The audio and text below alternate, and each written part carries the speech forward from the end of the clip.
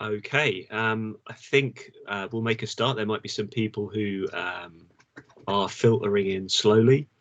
So hi everyone, and welcome to this event that's organised by the Emergent Nonfiction Lab at the University of Warwick. So very broadly, this research lab aims to explore emergent modes of nonfiction media practice and theory. So from their origins, nonfiction media epistemologies have been inextricably linked to violent modalities of colonialism, racial violence, and imperialist capitalism. And moreover, modern operational regimes of surveillance, capture, and documentation are closely connected to historical practices of colonial ethnographic and forensic documentary work. So the Emerging Nonfiction Lab aims to both kind of critically examine these violent foundations of the documentary image, whilst also kind of shifting our focus towards emerging modes of counter theory and practice. And here the emergent is taken up not as a kind of apolitical or a prescriptive framework, but rather as a methodology that allows for both a critical breaking away from documentary's violent colonial and operational histories, as well as a space of emergence to explore counter-hegemonic, experimental and activist modes and theories as well. And it's with that in mind that that I was really excited that Hugo can join us today. So our speaker today is Hugo Canham. Hugo is a professor at the Institute for Social and Health Sciences at the University of South Africa. His work is located along the fault lines of Black studies, African feminism, African queer theorizations, and necropolitics. He studies the phenomenology of living at the margins of human value, suffering, and death. His work is invested in detonating the binaries between the human and the natural, multi-species world. It may be understood within the transdisciplinary rubric of Black planetary studies. So today, Hugo will be speaking about his new book from 2023, Riotous Deathscapes, which was published earlier this year with Duke University Press. So to quote Christina Sharp, Riotous Deathscapes is a Mpondo theory method that looks askance, crafts rampant dying as a way of living, and draws on Black and indigenous ways of being and resisting. Canham's work is particular, and it is diasporic. It is a profound vernacular theory of being in an anti-Black world. And just before I hand over to Hugo, I'd just like to also introduce our respondent for today, who is Biko Mandela Gray. Biko is an associate professor in the Department of Religion at Syracuse University. His work operates at the nexus and interplay between continental philosophy of religion and theories and methods in African American religion. 1 second, sorry.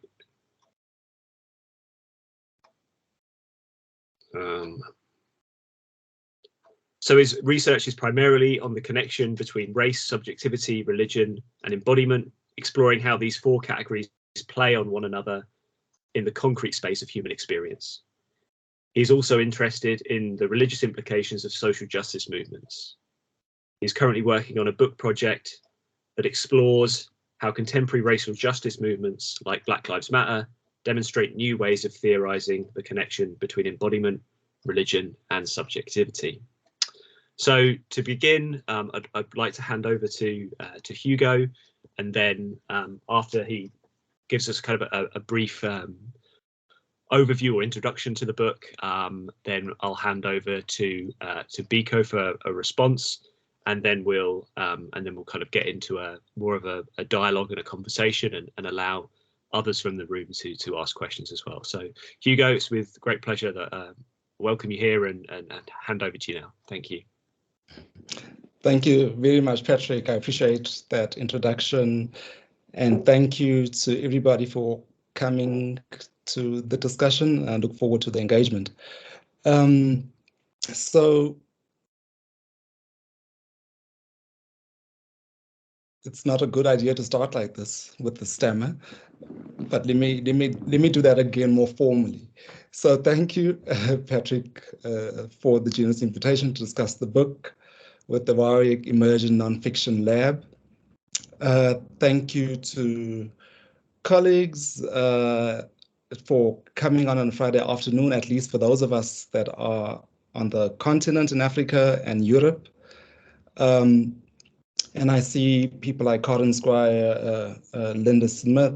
Good to see some familiar names behind the circles. Biko Mandela Gray and I were introduced to each other via Twitter earlier this year.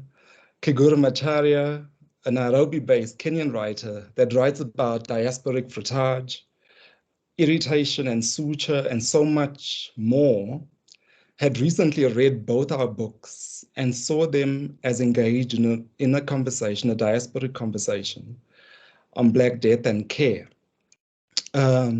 Christina Sharp was in on this conversation, and she incidentally wrote the blurbs on both our books. So I'm not sure how Patrick, and maybe I'll ask this at another point, facilitated this conversation. But when he told me that Biko Mandela Gray would be in conversation with me today, it felt like a mode of relation that was inevitable. Our work in some ways has found each other across the oceans. I'm grateful for this platform, Patrick, and I'm grateful for your generosity, Biko. While you were reading Riotous Deathscapes, I was engrossed in Black Lives Matter. I have learned a great deal from your work on ethics of care, and my work in progress reflects some of these learnings. So since most of you have not had a chance to read Riotous Deathscapes, I imagine I'll give a brief overview and will dwell on an example of the work from chapter 3.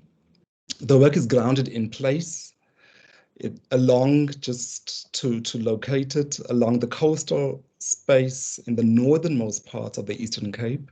So it borders KwaZulu-Natal. If you look at the map of Africa, it's towards the southernmost tip of the continent, above the Western Cape. It's in a place called amaMpondo in the former Transkei. Now, amaMpondo is not really a formal word. It doesn't appear anywhere, but we know it as that, we who are from there. This place was neglected in the colonial era, often after the Union, when South Africa became a country, during apartheid, and now in the long season of racial capitalism. It is a rugged terrain marked by hills, rivers, deep gorges, rivers that feed into the Indian Ocean. It is a place of mostly subsistence farming and great impoverishment, with rates of unemployment that reach about 80%. It's also a place of intense beauty. The book consists of the conventional frame of an introduction and 5 chapters. I hope that the conventional elements end there. Since I framed the book in the tradition of Black studies, I took Black studies' founding impulse about deformation seriously. To think with Black life, form must be deformed so that it follows the cadence, the tenor, the story, the rhythm of the people, and in Black studies, of Black people. Ronaldo Walcott reminds us that Black studies was established as a transdisciplinary space because disciplines as we know them are unable to engage the complexity of Black life and are often implicated in the production of Black life as non-life. Taking Walcott's thesis on Black studies seriously, I try to do battle with the form of this text by providing a portrait of life that, as much as possible, resembles Black life amaMpondo rather than what resembles discipline. The book collapses the putative boundaries between Black studies, African studies, and indigenous studies, and has a few things to say about queer studies. Centering African life challenges the distinctions between what in the disciplines or what in a lot of European and American universities place between indigenous studies, African studies, and Black studies, because Africans are simultaneously Black, indigenous, and African. What is lost when we study these without seeing the relation? The method draws on a range of sources, and I think, Patrick, this is probably what's interesting to you, because these include archival, textual, oral history, everyday life narratives, observation, much of which is from a vantage point of walking and running the terrain, and of course living in it, insider knowledge, reading the hills, the rivers, the ocean, graves, depth, the speculative, the ancestral, and spiritual realms. Any one source of data would not be able to apprehend the scope of life here. In addition, since landscape, language, and deathliness of life here is so beautiful, it's hard and jarring, I adopted a form of writing that insisted on the poetic nature of this landscape. So as a child, I often stayed at my grandparents' house. My grandfather was generally bad at life. We don't have really good things to say about him, but he was a storyteller. We often fell asleep to his stories. I wanted this form to influence how I told the story of this place. Of course, the theoretical explication often intervened and muted this form. I write, though, in a lineage of writers for whom the poetic register was a way of honoring the difficulty of Black life worlds in an anti-Black world. So Caribbean writers like Edward Glissant, Amos Césaire, and more contemporary writers like Saidiya Hartman, Fred Moten, Denai Mapotsa, Kigoro Macharia, and Christina Sharp are a few examples of scholars that hold Black life with poetic regard.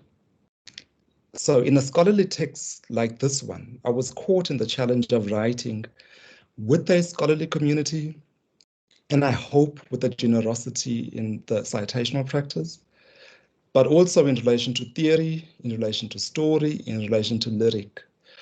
The task for me was how not to overwhelm the stories with theoretical exposition and conversation with other scholars while still trying to do this. Of course, writing one's first monograph, what the author desires and what the press editors and reviewers desire can have moments of tension, so that the text emerges as a negotiation between these different demands. So in my context, in this context, the challenge was to write with care within this matrix of different audiences, while also keeping my audience of fellow villagers in mind. Although I was aware that most of the village people, the community would not be able to access this text, I wanted subsequent generations, their grandchildren and great-grandchildren, to one day read it and to perhaps recognize themselves as held with care. Just as an aside, Biko, when you speak later, I'd be interested to know, because I have a question for you in relation to your own text. Do you imagine the families of Iana Stanley Jones, Tamir Rice, Alton Sterling, and Sandra Bland as an audience of your book, Black Life Matter, which looks like this, in addition to the scholarly world, right, and social justice movements with whom you are also in conversation? And how did you navigate this terrain that can be really challenging in trying to do honor to different audiences? In relation to Riotous Deathscapes, I was conscious of a South African audience and a possible global audience, such as the one convened today, the 25 of us global citizens. And so while the book is very specific and grounded in place, amaMpondo, two of my interlocutors, Grace A. Musila and Ronaldo Walcott, have pointed out that they see themselves not just as citations, but in the affect of the text. It describes life and lives as they know them and it in Kenya and the Caribbean. In this respect, it is universal, I hope. It makes a paradoxical point of being simultaneously grounded in very specific place, but as committed to boundless kinds of freedoms, not loyal to nation states, regionalisms, and tribe. I hope that it might be read as a global text that insists on relation. Death is writ large in this book. The risk is that it might be read as an Afro-pessimist book. And to be honest, in initiating the project, I was very much driven by despair, but in going back repeatedly, going home. So I live in Johannesburg and home is where the book is. And I was constantly challenged around this despair, because actually hope and livingness are very centered in this terrain. And so it could not be engulfed in despair. That reading of Afro-pessimism might miss the liveliness of death in the cosmologies that it meditates on. The title of the book places riot and death together. Death may appear as passive, but I wanted to gesture to its aliveness. Even as death is everywhere, we are also creatively using death to live full lives. The landscape and the practice of death is unruly. It does not surrender to annihilation by racial capital and state abandonment. The cover art of the book is meant to point to this riot of death and transgression. The place of ancestors is one of veneration where blackness defeats death and is a way we fashion death into our very cosmologies, our being. While we mourn the pervasive nature of Black death in our families and communities, in the Black diasporas, we create an unshakable bond with the dead. In other words, we theorize death. Last weekend, my paternal cousin, or in South African speak, my cousin brother, because our fathers were brothers. He lives in a South African city. He came past my mother's place in my home village. The primary point of his visit and more than 4-hour drive had been to travel to our ancestral home to visit our grandfather's grave. His daughters were struggling with life, and he visited the grave to ask for mediation and reprieve from struggle. To turn to the ancestral is to recognize it as a powerful world constantly in relation and perhaps overlapping with the world of the living. It is to see death as giving life. My grandfather had been dead, he has been dead for half a century, but his energy radiates over our lives, even us that have not met him. In Mpondo cosmology, no abandonment by the state, no racial capitalism, and I would add, in the US context, Biko, no police violence and white terror can disrupt the sociality that we have with the dead. So part of the spine of the book is held by the centrality of the natural world as fundamental to my theorization of Mpondo theory. So rivers, the ocean, hills, the rock face, graves. As my colleague that I referred to earlier, Grace A. Musila, pointed out, these sites function differently to their location in hegemonic environmental humanities scholarship and climate change debates. In Mpondoland and across the continent, I see how people fashion their very personhood from ancestral rivers that ground them in place and connect and bind them to a boundless Black sociality that embraces animals and the land. As I point out in the introduction of the text, the word Mpondo is the name of the people that reside in this place, also known as the Wild Coast of South Africa. But it is also the name of the horns of animals.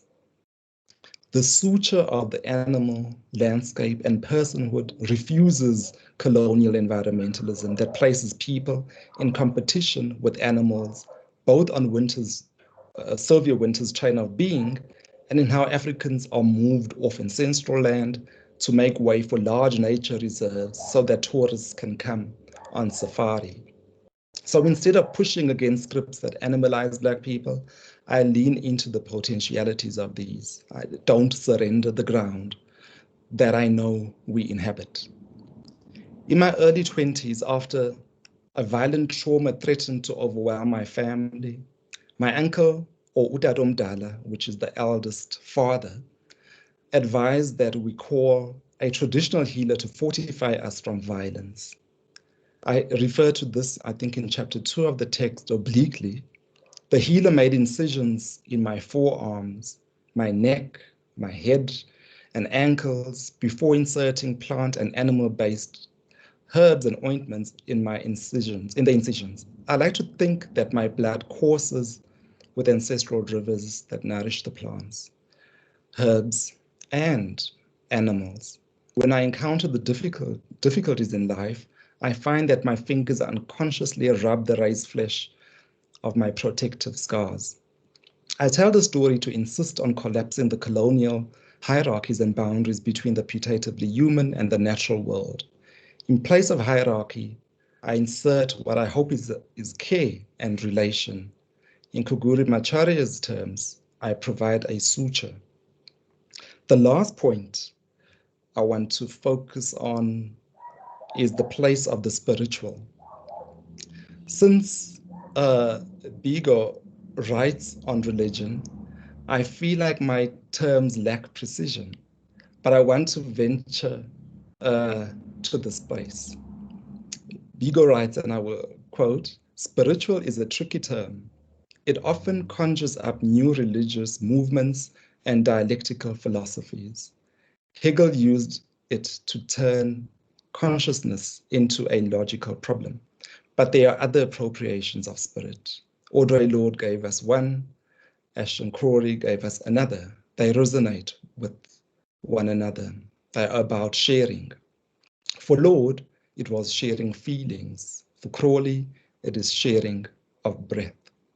In chapter 3 of Riotous Deathscapes, that's closing the quote, chapter 3 of Riotous Deathscapes, I think with the spiritual as sharing freedom. I write about what is commonly referred to as possession or hysteria, when adolescent girls usually, but boys too, break out in contagions of possession. In psychology, this is generally diagnosed as dissociative symptoms. But dissociation assumes the hegemony of a single temporal frame. To think about this practice differently, I borrow from idioms of traditional healing in the African context. In isiMpondo, the term "ukukhuphuka izizwe" refers to a similar practice from traditional healing of the emergence of multiple consciousnesses and temporalities. I appropriate the term to read it as a practice of worlding, literally the emergence of multiple worlds that people outside of the possessive experience or the possession experience cannot enter or imagine. For adolescents under intense anxiety producing scrutiny, right, particularly girls whose sexuality threatens the system, adulthood, suspicions of pregnancy. In this context, the schoolyard is where contagions or feelings typically occur. These are the places of emergence of worlds where adults, modernity, racial capitalism, the spectre of unemployment cannot enter. It is a creative zone of livingness, survivance, multiplicity, an erotic encounter. It is a leap in the break on Sylvia Wynter and Catherine McKendrick's demonic grounds. So I'm going to close with a brief reading to illuminate ukukhuphuka izizwe. And then, yeah. If to be human can be likened to the splendor of the colonial ship that is at home in deep water. To be Mpondo is to be so many floating African fishing boats, moving tenuously among the rocks, floating in a righteous spray, multiplying and adrift. In this chapter, chapter 3 that is, I have sought to transcribe a series of accounts that move alongside and at times against the image of universalizing, enunciating man. These stories can be visualized as a riot of African fishing boats staying close to the shore on familiar terrain or upended on the sand, challenging universality and practicing refusal. The chapter thinks of ukukhuphuka izizwe as wielding in ways that go beyond the constraints offered by dissociative colonial gaze in order to attend to pleasure, feeling, and relationality. To be attentive to feeling is to engage the bleeding out of the deathscape, but also to attend askance beyond and through violation, desexualization, and torture. It is to tarry with our capacities to see multiplicity and expansive queer pleasure, joy, eroticism, and play. If the chapter has been furtive and capacious in its play with queer, it is because it sought to avoid the limits of gay and lesbian categories when reading African lives. African queer erotics challenge the limits of modernity to which dominant Western queer erotics aspire. School-going adolescent spirit riots are an example of a segue into illegible, undisciplined pleasure that gives in to the body and turns its back on the superego of the disciplined mind. Adolescent ukukhuphuka izizwe can represent the freedom of being unmoored, adrift, corporeal, and experimental. Following Musange, that's Neo Musange, and African queer erotics must recognize the vastness and experimentation that is part of the African experience. Finally, I suggest that a queer erotic is an errant drive toward the relational, an ongoing desire that is boundless even in enclosure.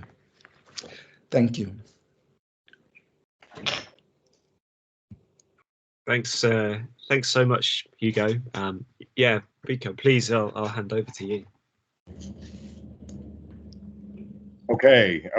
I also want to say thank you to Patrick for organizing this, and also to echo Hugo's sense of, I don't want to say fatedness, but something like this was supposed to happen.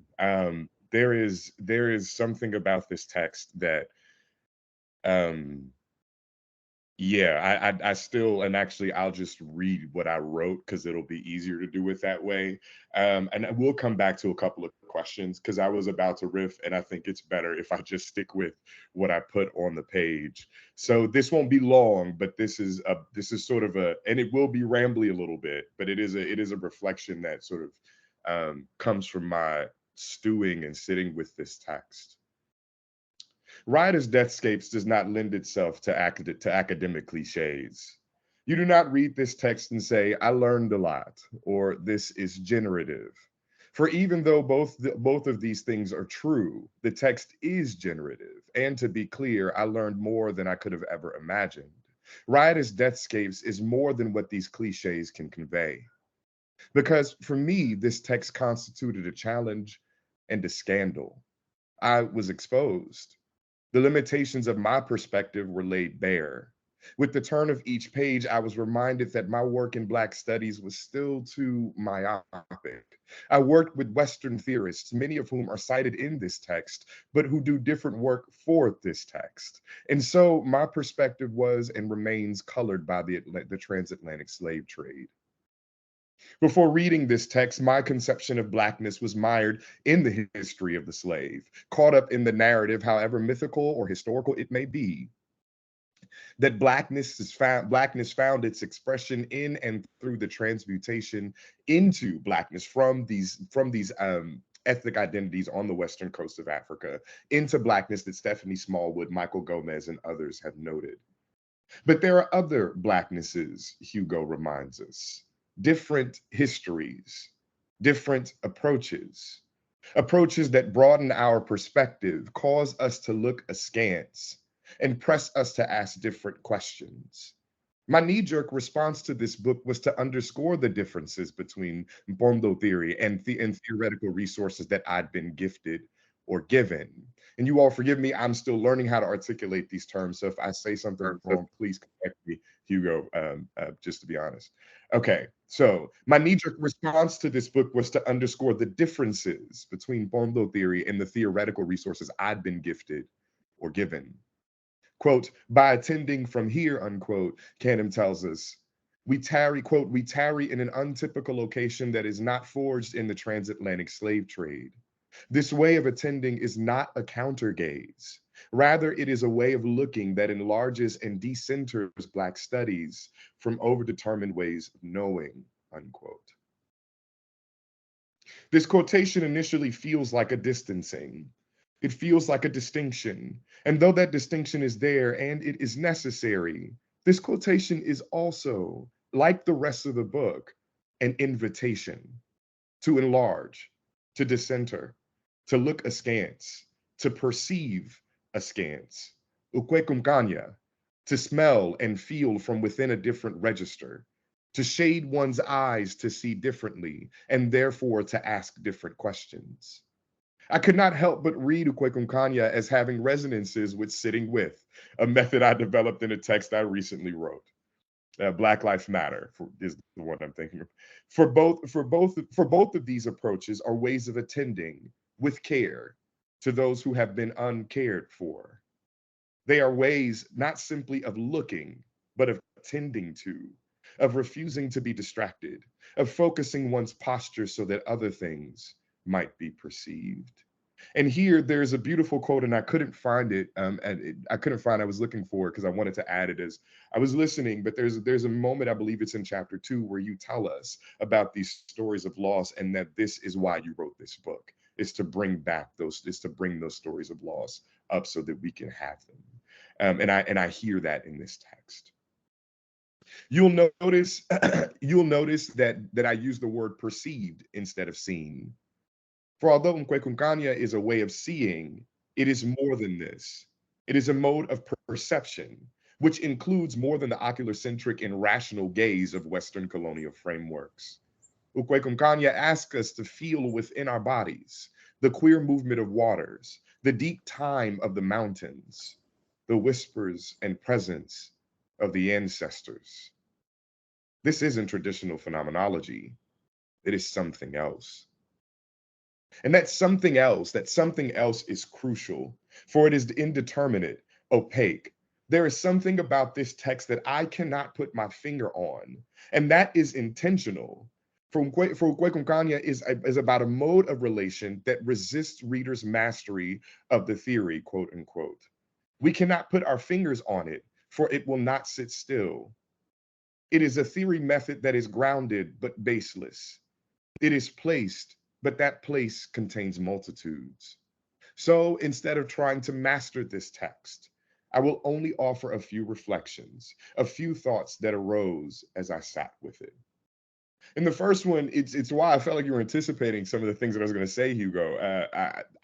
So this is going to sound redundant, but I hope that there's something worth listening to or worth engaging here. The first thing that I wanted to sort of reflect on is the writing. It has already been said, and trust me, I looked up YouTube videos trying to hear what other folks had to say. It has already been said that Riotous Deathscapes is a beautifully written text. And that's true. It is gorgeous. And that too is intentional. Hugo tells us that this text is written with multiple audiences in mind, and he fluctuates between the various registers, dancing in a poetics that are not simply stunning, but delectable to read. Phrases like, and this one, I almost didn't make my way through this text because I stopped here and was about to meditate on this for like the whole writing piece. But there's a phrase in the first chapter, and it is, quote, my great grandfather who left his eyes, unquote. That phrase, Yeah, I'll just keep reading. Or quote, a hopelessness that does not collapse into a helplessness, unquote. These phrases speak to a kind of writing that invites through something like metaphor, but also something else.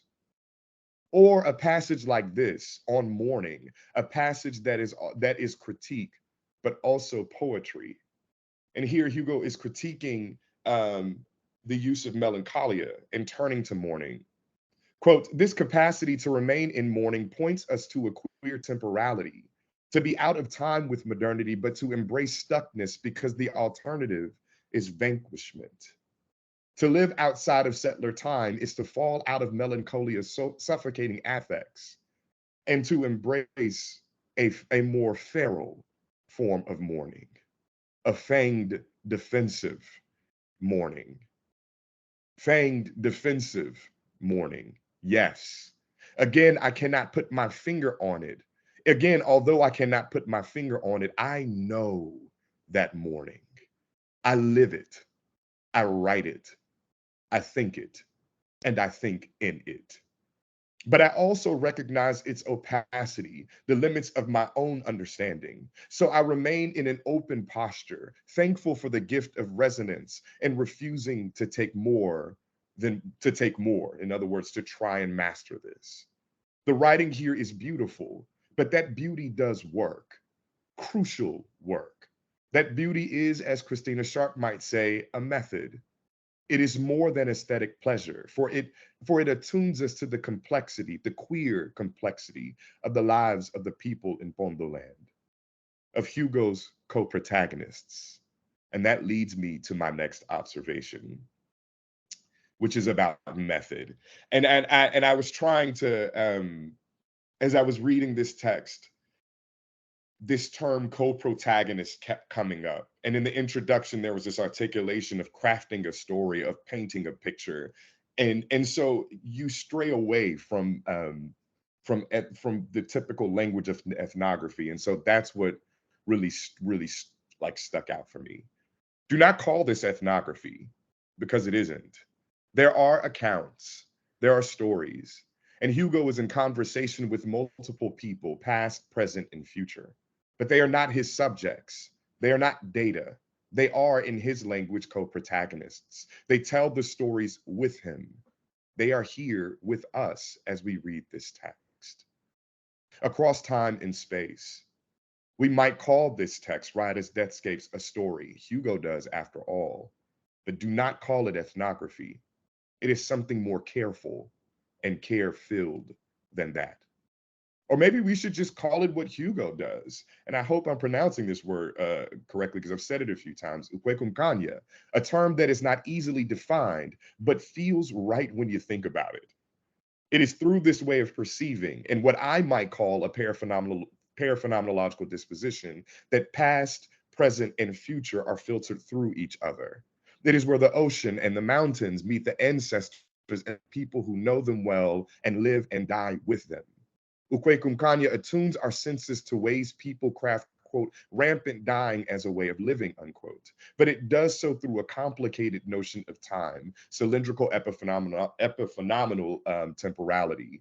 Or what I hear in that particular phrase, this phrase from the character Beloved in Toni Morrison's novel Beloved, that always now. Now it is always now, and everything is being filtered through that now. That's one of the ways that I kept finding myself thinking with you, Hugo. But it does so through a complicated notion of time, which means death is not the end. Death is not the last word. It never has been, and it never will be. And this is because the ancestors are still here, there, in Mpondoland, still guiding and still whispering. I would love to discuss all the contributions of this theory method, but suffice it to say, Ukwekumkanya refuses disciplinary distinctions. It is not interested in them. It holds the possibility that a boy can become a snake, a pig, and a fat cake. It holds the queer experience of the death drill, and it is steeped in a refusal of purity. This method is as riotous, this theory method is as riotous as the co-protagonist it theorizes with, and they are co-theorizers. To practice Ukwe is to hold in tension and resonance, in dissonance and harmony, the various impossibilities of dying and living in Mpondoland. And this leads me to my final observation. And this is one that is much more, this is where I felt a very deep resonance with your work, Hugo. It was something, you're grounded in place, and yet it touches beyond the place that you theorize and think about. You call it in-betweenity, and it names your own position here and there between Johannesburg and Mpondoland. And yet the text moves between here and theirs, between here's and theirs, attuning us to the profound reality that one can do theory from where one is, and that this theory can touch places far beyond the particular locale, or the space-time of the particular locale from which one works. It is here that I was thinking about this question of water, of oceans, and you mentioned Ronaldo Walcott's notion of the Black aquatic, and I kept thinking about the Atlantic, and yet you bring us to the Indian Ocean, and you bring us to rivers, and you bring us to these places where water is queer and signifying on so many different levels and opening up so many different possibilities. And I thought to myself, there's literally a phrase in the book where the men wade in the water. And I thought about my own training in history and Black American studies, where wade in the water becomes the line in a Negro spiritual as a way to talk about running to freedom. And as soon as I read that, I thought to myself, this is grounded in place and opens up still across the Atlantic, across the continent, across the diaspora. And I was blessed, to be honest with you. In all this, I am so grateful to have been gifted this book, to be given the gift of being stretched and challenged. I do not seek mastery of this text, but I found resonances, moments of touch, moments where I found myself wading in the water and looking at the landscape as a deathscape. You all will forgive me. One of my close family members recently passed, and this book gave me a sense of buoyancy. So I'm a little emotional as I'm reading this, because I have someone who just recently became an ancestor, and this book reminds me that, as I will say later, the dead are not dead. But I found myself also recognizing that the dead are not dead, that there is a life beyond what has been deemed life by colonial and capitalist logics. I read Riotous Deathscapes then as more than an academic text. It is a portal, an opening, an invitation to position oneself differently and therefore to perceive differently. In this different perception, riotous possibilities emerge, possibilities that do not wholly escape violence, but also possibilities that are not totalized by that violence either. For if we die, and when we die, we know that this isn't the end. Rural dispossession is also envisioned as a refusal of the gifts of industry and capitalism. Rural possession, as in spirit possession, which is, I think you're right, it doesn't quite capture the term that you use, but rural possession is re-seen as a possibility of freedom, not a modality of organized resistance, but nevertheless is a profound yearning for an expression of what Ashawn Crowley might call otherwise possibilities. This is why I say Riotous Deathscapes doesn't lend itself to academic cliches. There is more here. There is something else, something we cannot master, something we cannot fully put our finger on. And in this space of uncertainty, I plant my feet, shade my eyes, and look to see what cannot be seen. Thank you.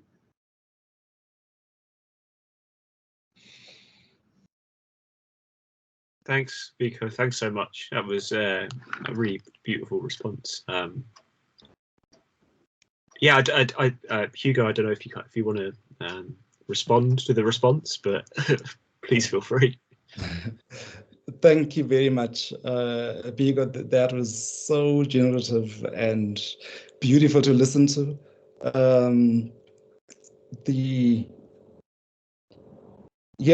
So I started reading Beloved actually alongside your work because it calls for that, right?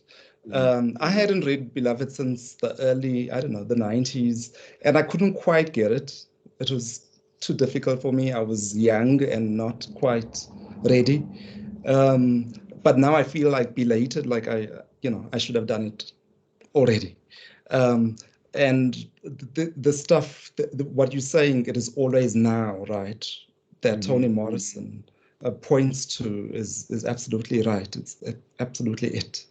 And having listened to you, I know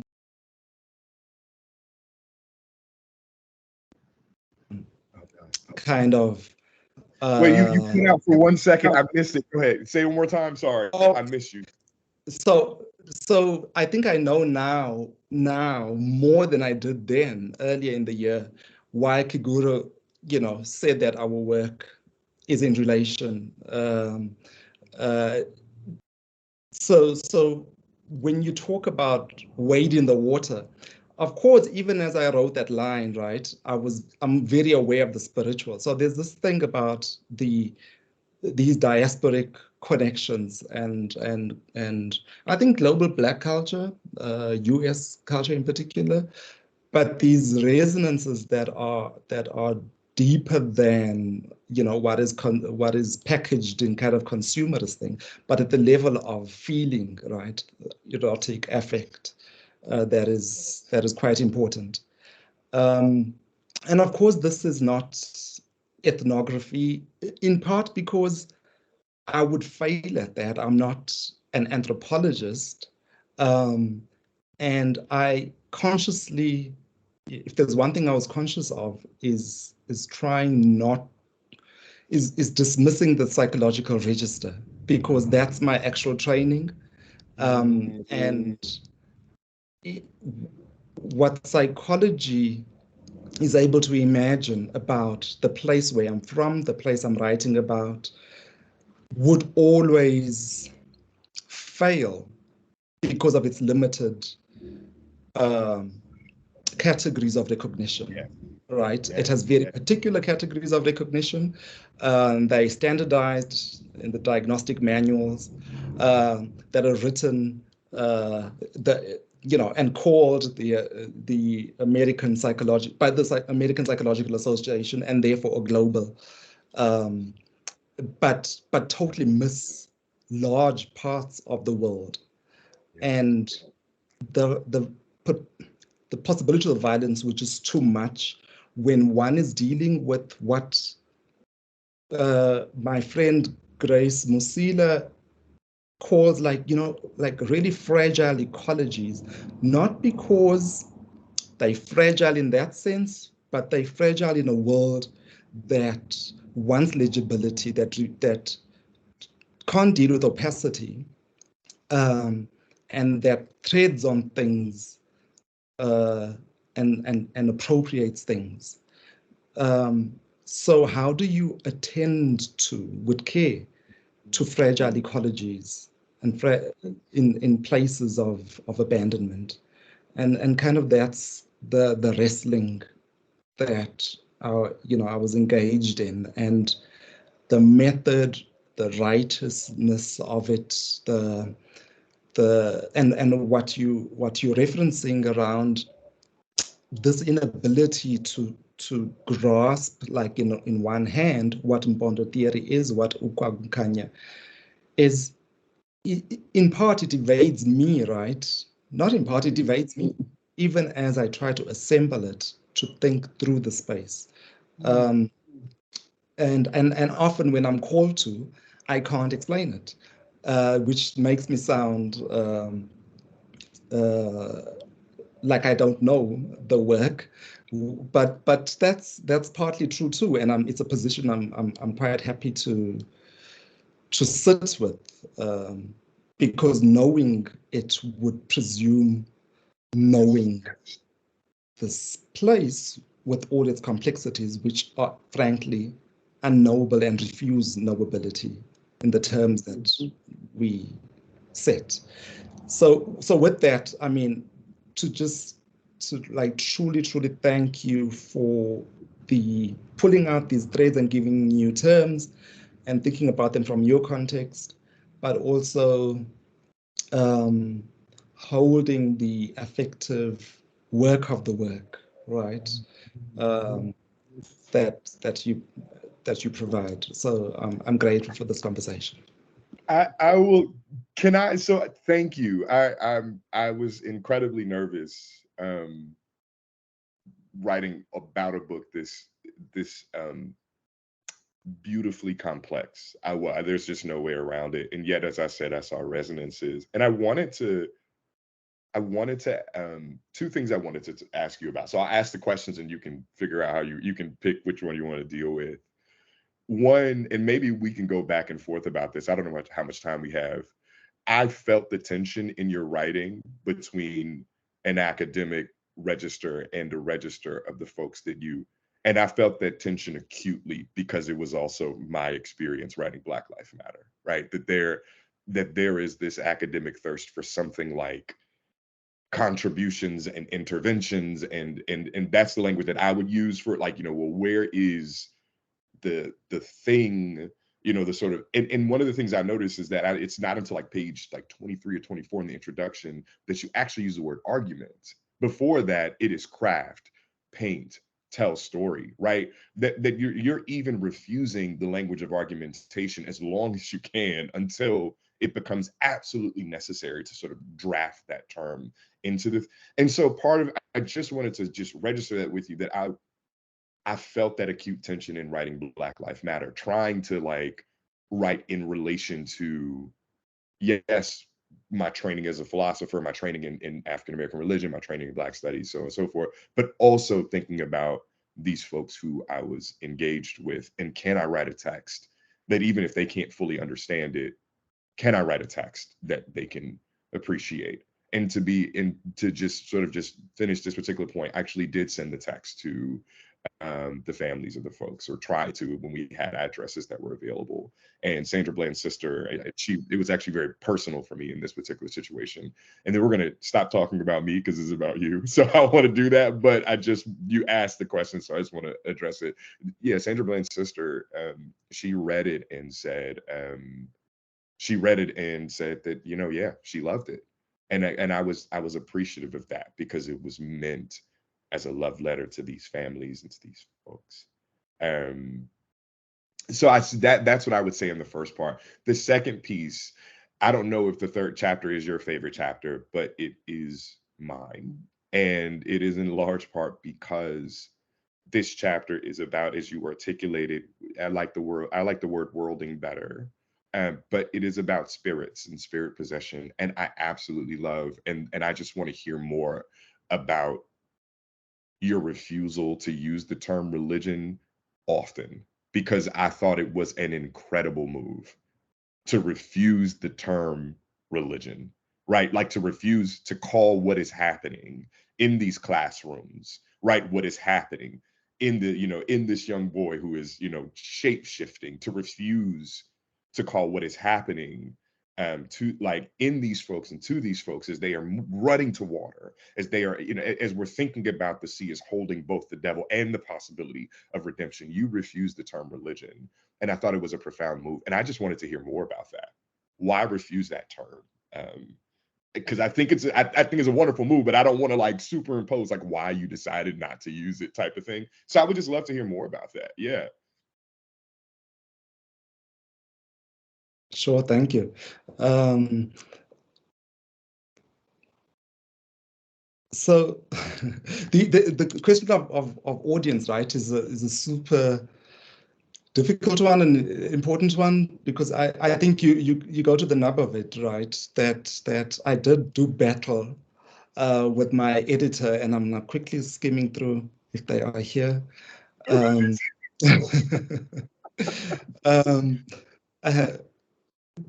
Because she asked what an editor asked for, right? For our biggest back and forth were about the spine of the text, like the arc, right? This thing about organizing principles.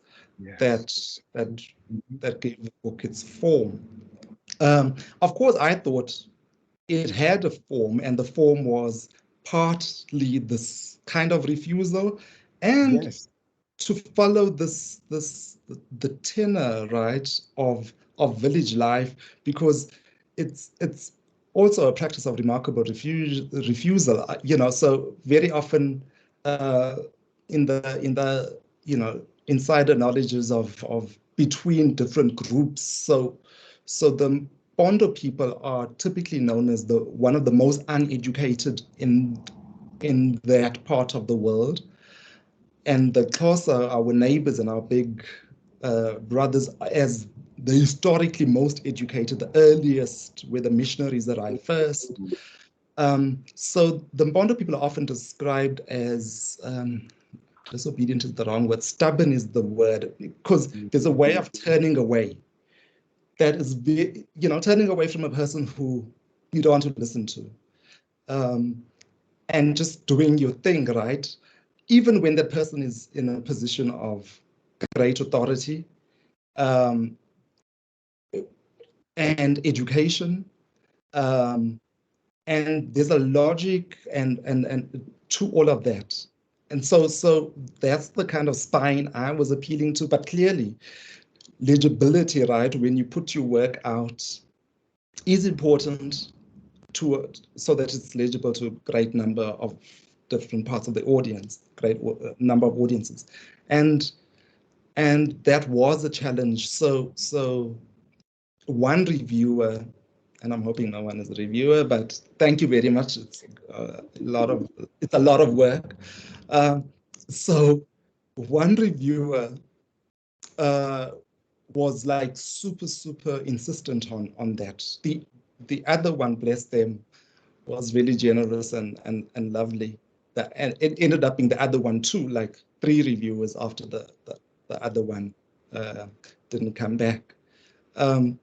So, but all of which to say is this the importance of the academic audience that presses foreground as the primary audience in some ways. So yes, that's the refusal I think you're picking up on, or the difficulty. I experienced the difficulty rather than refusal, because one thing came more naturally than the other. So it possibly less that. So even refusing the word religion in chapter 3, yes, I was conscious of that, but I try to think with a longer temporal frame in this book. So a mentor of mine who passed away during COVID, Begizizwe Peterson, said to me after reading an early draft, what would how would you read life, a pre-colonial archive, right? Given the violences of the archive, and Sadia Hartman and others have battled with this, and so I was appealing to a tradition that comes before formal religion enters, and how, while we have religion, now we also have it in very patchy ways and ways that are appropriated in African life that don't resemble what it would normally it's supposed to look like. And it felt, to call it religion, felt like it would flatten that complexity and that history. Yeah. Yes. No, it's so powerful, right? I mean, I'm trained in religious studies, and we understand religion as a modern and colonial category, and the refusal, right, to bring that term to bear on what is happening, quite frankly, throughout the chapters, but chapter 3 is the one where it felt the most palpable for me, to refuse to lay claim, right, to that term. It actually had me thinking about a piece from Steve Biko. I was reading him and he says, whatever you all want to call religion, we didn't have that thing till Europeans came here, right? And so because it wasn't and this is what I love about this book is the permeability, the porosity between the natural environment and the supernatural environment. I'm putting that in scare quotes because there is a seamless transition between these different registers. That is, the ocean is as spiritual as it is natural, right? So there is, and so it changes, quite frankly, a trajectory, and it opens a door. And I'm just saying this to you because I'm riffing right now, but this text is opening a door for my next work, actually, how to think with ancestors and also how to think with place. Specifically, I'm thinking about this American woman who we might also call a prophetess, named Sojourner Truth, and I'm trying to think with that. So I just say this to say, you opened a conceptual door for me, and I was wary of the term spiritual. Let me just put all my cards on the table. I was wary of the term spiritual until I encountered this book, right? Because there's something liberatory about the way that you invoke it, even as people get upset, right? Even as people might demonize it, even as this and I as the prophetess is sort of like understood as or not the prophetess. I'm forgetting the person's name because I don't want to like articulate it the wrong way, but the woman who is in that, you called it a threesome at the end of the chapter, right? That these three women who are caught up in this is demon work, and yet you see something else, right? And so I'm saying, yes, that part, what is that something else? And it just opens a different conceptual way of thinking about religion. And or what we would now call religion. And I'm grateful for that. I really, truly am. I don't want to take up too much more time. I could talk to you all day about this, right? But I'm sure people have questions, so I don't want to be like, "Ooh, we're going to hog up all the time." So if there are questions for folks, I'm not going to do Patrick's job, but I'm acutely aware of the time thing. But I thank you for this gift. Seriously, thank you. Thank you very much, Hugo. I appreciate it. And one day we'll talk about your names. But over to you, Patrick. Thanks to you both. So it'd be great to open it up if kind of people in the room, the virtual room, have any kind of questions or kind of responses that they want to offer.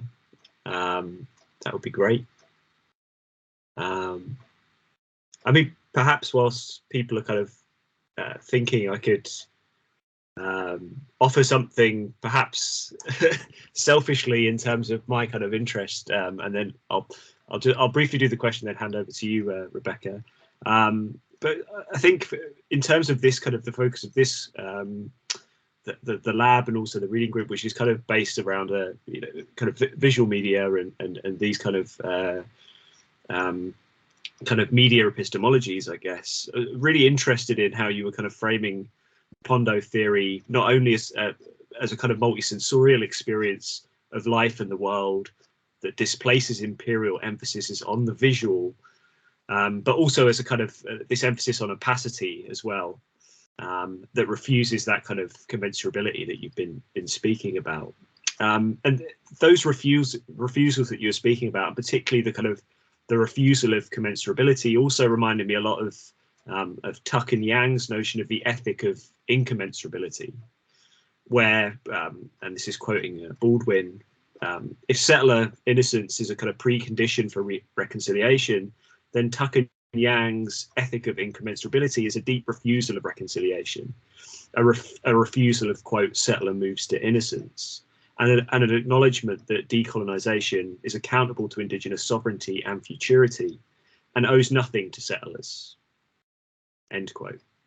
And so I was just wondering perhaps if you might be able to kind of speak just a little bit more about your approach to this kind of idea of this refusal of a commensurability, which I feel is so powerful and so productive throughout the book, and those kind of particular decolonial potentials as well.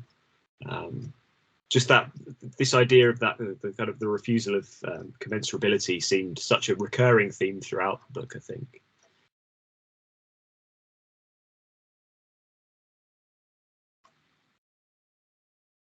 Can maybe take Rebecca as well? Yeah, go for it. Yeah, Rebecca, please. Hi, thank you so much, Hugo and Biko. That was wonderful. And my question follows on quite nicely, actually, from Patrick's. I'm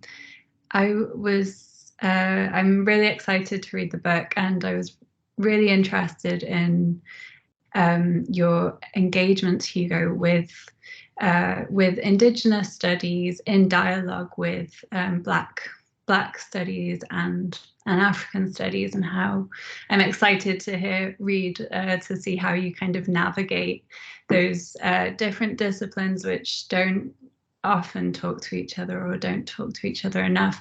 So I was wondering, if you named some of the Black studies theorists that influenced the work and some of the writers that influenced the work.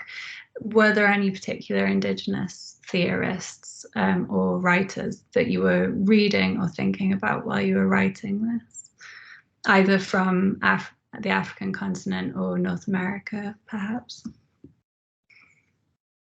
Thanks.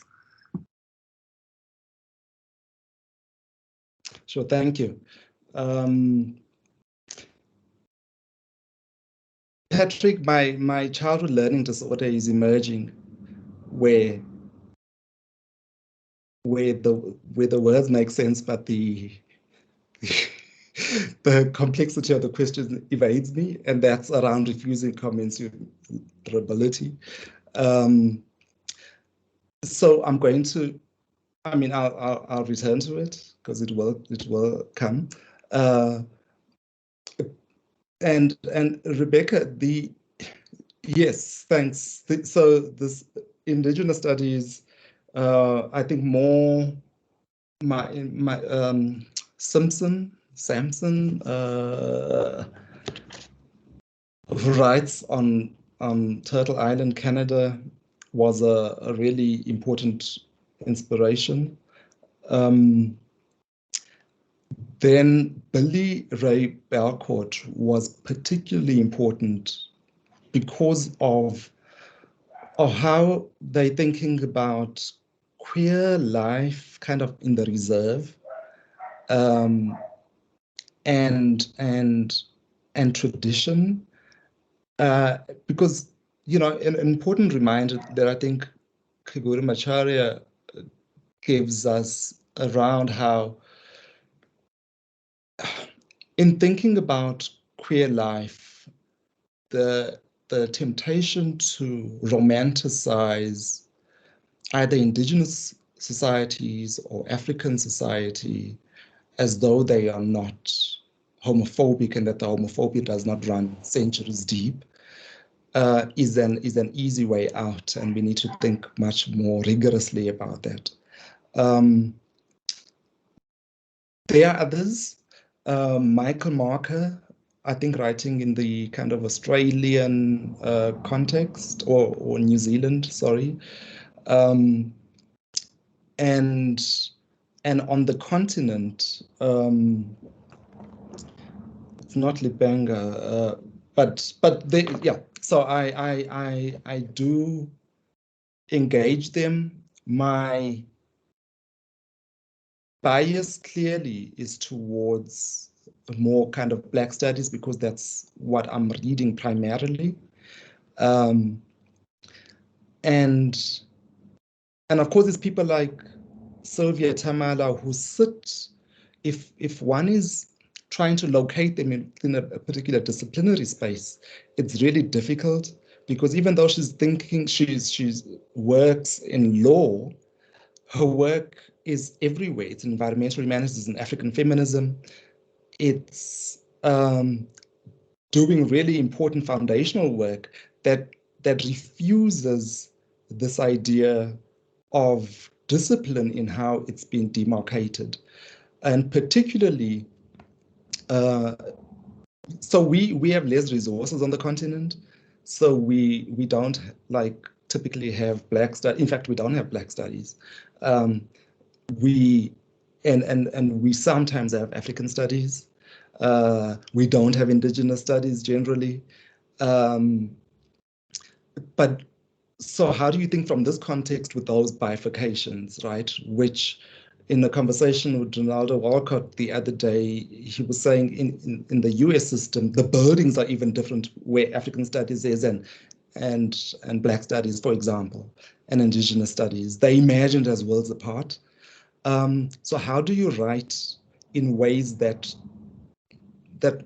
well, not make nonsense of that, because it is nonsensical on one level, right? As much as it's important to build these ways of thinking, but to be African, right, is simultaneously to be these three categories. So why think of them in these different ways? And how do we think of them simultaneously? Is kind of part of what I was trying to do. I'll come back to you, Patrick. Biko may enter it too if he wants this fray. Well, it's so fascinating. The only thing I have to add is what you did was open up indigenous studies for me, right? I'm trained in American studies, particularly in Black American studies, and so I'm reading this text, and it's something that actually, I believe it was Ronaldo and I had this conversation, sort of off to the side, like these questions of indigeneity, particularly in U.S. context. You're absolutely right. Get bifurcated, right? That like Black studies is over here, and then indigenous studies is over, and neither shall, never shall two meet. And this is what I meant when I said that. But there are other Blacknesses because caught up in this particular temporal frame of everything being pretty much overdetermined by the transatlantic slave trade, right? And you mentioned this in the text. Black Americans, for example, don't have this sort of and yet I'm reading about this indigeneity, and it's a different approach. And you're not refusal, but the difficulty that you wrestle with by not thinking of indigeneity in terms of like first claim, but actually thinking about it in terms of like marginalization, and also thinking about the fluidity and the possibilities.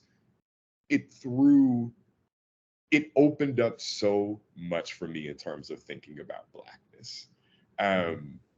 This is probably, I will be done after this because I'm trying to make sure this is probably where I felt like the most of a fraud reading about indigeneity, in large part because I have these two names, and my dad was a Rasta when I was born, and you speak about Garveyism touching Mpondoland, and my dad was sort of engaged in this like Rastafarian like ethic and ethos, and was like, I want my son to have a connection to the continent that I can't have, and to essentially be a liberator of our people. And so Biko and Mandela are the two names that came up for him. And so born and raised in Louisiana, emerges in this place, and yet somehow these names, it's not just that they travel, but when people hear my name, they're like, oh, like you need to, you have big shoes to fill. I'm like, yeah, but I don't know how to think about, you're helping me, this text is helping me to not feel so much like a fraud by having these names, even as I am born and raised in the West, and particularly in North America and the United States. So what your book does, again, is it's a portal, it's an invitation, it's an opening for someone like me who is now learning more and more about diasporic studies, and particularly African studies more specifically. Thank you. I mean, and I'm feeling self-conscious because I see Kugura's online. I know, right? I know too. But I like to think of it as a diasporic invitation that honors these really long lineages of desire, contact, and imaginings of freedom that was so important decades ago, in particular heightened moments. And Garveyism, is a longing and a practice that for that, and the kind of wariness that we sometimes have in kind of these diaspora, what I think Nigerians sometimes call, diaspora wars,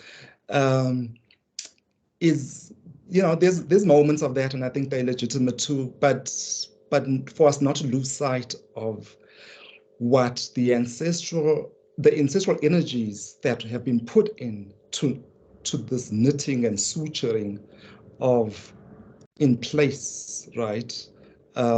Which are also about longing and imagining. And so for me, in relation to your names, they symbolize all of those things that are so important in sustaining people in different parts of the world. Yeah. Thank you for that. I was, yeah, I'm sure there are questions. I just thank you. I'm processing this question of ancestors with you and really thinking about how to hold space for that, and what does it mean to carry these names. And I'm thinking about that in terms of this notion of desire and yearning and wanting. Yeah, it's a personal thing, but I guess what I'm trying to say here is that I feel that energy, and more importantly, I feel that desire to want to have those connections, and it's a queer desire. There's no way around it. It is an absolutely queer desire. It just doesn't fit, and it doesn't play the normative game. This isn't just history, and in the way that you don't. What came to mind for me is you don't reduce the energy of the ancestors in this text to apparitions. You don't reduce the energy of the ancestors into, well, like, you know what, like social scientifically, no, like you take seriously what your co-theorizers, your co-protagonists are saying, what these folks, what the energy is. And I love that. They are not real in this text. And it's the one, I was like, as a religion scholar, particularly in Black religion, that was the thing that I was just like, keep going. Like, I'm with you. So I'm excited, to be honest with you. So that's why I'm talking so much, because this book just opens a lot for me. And that's selfish. So there's a hand raised. Yeah, please, Gaithar, I don't know if I'm pronouncing your name right, but please, go ahead. Yeah. Hi, everyone. Thank you for the talk. So in listening to you, one of the things that kept coming up for me was the notion of time. It's very obvious to me that you both, but specifically Hugo, resist the linearity of time, as in life and then death, in this sort of like neat progression. And I was sort of thinking about how you thought about time and temporality within this work. Obviously, I'm thinking about Freeman's chrononormativity, but I'm also thinking about how that comes together with queer temporality and sort of like some of these ideas like Rahul Rao's notion that like to be queer is to be out of time, and for various reasons, right? So yeah, that's just one of the things I was thinking about, is like, how do you, and now I'm also self-conscious because Kagura is on this call, but I was going to ask, how do you suture time, life, death, being, the queerness of nature, the incommensurability of coloniality, and so forth? So yes, that's my question. Yeah, thank you. And I want to say it's all of the things you say in relation to temporality. Because also I'm not one, I'm incapable of, and then I go with that, of precision, right? So a scholar of a very particular thing can take me to task on a range of things. And that was, I gave up on precision for something I think more rewarding. So yes, time in the Toni Morrison, as Biko has said, always now, right? Michelle, right? And yes, queer time. but also, and I think we're going to mention his name until he says something, but also Kiguru's, reminder around African belatedness, also, around queer thinking and time, right? This, which is a resistance to this, obviously, this idea that Africans are always trailing, even in theory, so part of what was why I called it Mpondo theory when I didn't have to was to insist on the notion that people are theorizing, which is an obvious thing, but it almost bears saying if I'm writing from here, right? Maybe if I was writing from elsewhere in the global north, I wouldn't have to say that because it's assumed. But of course, we data in this place, right? Mignolo and other people have pointed this out, that Africans, the global south, is data and they're theorizing there. And when we're doing scholarship, we always kept chasing behind, right? One day we'll have Black studies too, and then we'll be able to think right from that space, as though we can't think it right now, as though it hasn't been thought of in the past. So yeah, claiming these multitudinous timescapes simultaneously and not passing them out, because I'm also not a historian, so I was going to do that badly too, is not to surrender ground in some ways to those attributions of trailing behind, but also surrender knowledges that have been worked on in this place by ordinary people in their daily lives that my grandmother contributed to in different ways to a time of the uneducated, before the Xhosa could read or the Mpondo could think, right? Until the missionaries came and therefore when time starts. So to play, to mess with those categories, and that's why I'm loose even around how I'm thinking about archives. And when I stand on the ocean shore and imagine the shipwrecks that occurred on the Mpondo coastline, to think of what the people were witnessing as those ships were arriving and crashing as a deeply profound moment for those on land, even though nobody has written about those standing firmly on the land and observing the disheveled, unstable, shipwreck castaways who need hospitality and help to survive. And they get it from the Africans on the shoreline. So as I said elsewhere, to kind of subvert this, we imagine this ship passing in Joseph Conrad's Heart of Darkness through the Congo, steaming through the Congo River, and the natives are these grotesque figures, right? Imagine cannibals, etc., etc. So we know those perspectives, and when these shipwrecks happened, what the British newspapers were reporting, right, was on that Kaffir coast,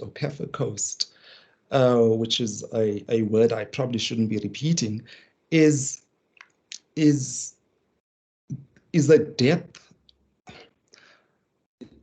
They couldn't imagine what was happening to the castaways, right? The European castaways in particular. They were imagining rape and a fate far worse than death, and praying for the death of the women survivors. And yet the women survivors, we know, were often married by the chiefs and became important subjects in this space. What am I doing? Because I'm talking a lot. I'm talking about temporality and the nonsense of it, and the violences and the illusions that it does when we think of it in a straight line. And we don't return to those places with the gravity of theorists and think from those locations and imagine that our thinking is in conversation with ancestral thinking. And then we don't have the void that prevents us from imagining a world before the colonial or the enslavement encounter. Because we imbue the ancestral we think of them as thinking subjects, who sensed, who felt, who engaged with the people as they emerged. And also, just to complete the thought on that, on those shipwrecks, is that there were enslaved people on some of those ships, right? And for them, the crash often meant freedom, right? So to return to these kind of immolated pasts and to think about the perspectives that are not written, and so in kind of white scholarship in South Africa, I think we've gotten Kigero to speak. In white South African scholarship, the big angst is the SS Grosvenor, that particular ship, and a lot of literature emerges out of it. And it's this white anxiety that hovers over it for centuries. But it never imagines, except as rapists, the hosts through which these people, the land through which they walked, the encounters, the relation that they have, and what they leave behind, the traces to which we can return. Yeah.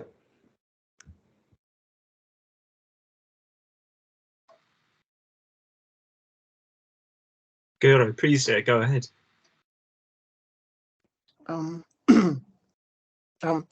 I just wanted to thank both of you for your books and for the generosity of your conversation, which I think is modeling so many things for us about what it means to be held by someone else's thinking, and how to respond to that holding.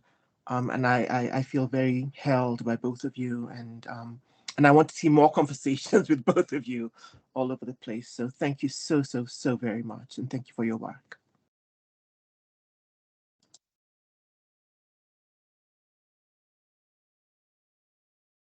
Thank you, Kigoro, for instigating and initiating the holding. We appreciate you.